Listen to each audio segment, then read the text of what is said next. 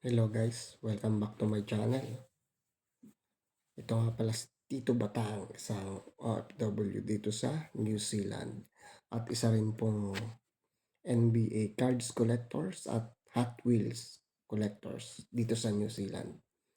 So, today guys, ang aking video na isi-share sa inyo ay ang aking 8-piece na naka-magnetic cover cards. Yan. Ito guys yung sa video ko na in-order ko sa marketplace dito sa New Zealand at nailagay ko na siya sa magnetic cover. So, ipapakita ko sa inyo ang aking mga special cards o special cards na aking collection or personal collection na cards guys.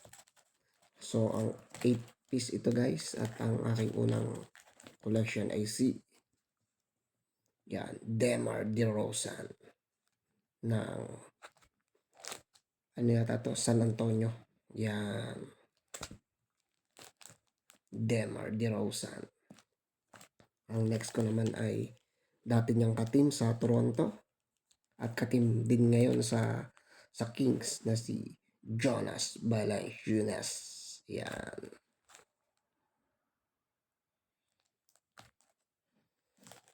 Pangatlo naman ay si Ja Morant. Oh, nice.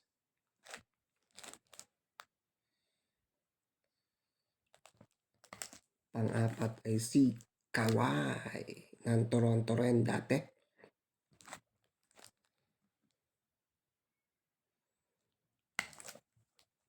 Panlima ay si Kevin Durant. Yan. Part 2 ito. Part 1 ito guys. May part 2 rin. Ang pang-pito ay si Giannis Antetokounmpo. Yan. Ng Chronicles. Yan. At ito pala. Pang-anim pala yun. Pang-pito. Kasangga ni DeMar DeRozan yan sa Kings. The Aaron Tax. Yan. At ang last natin ay si James Harden. Chronicles. Ito guys yung 8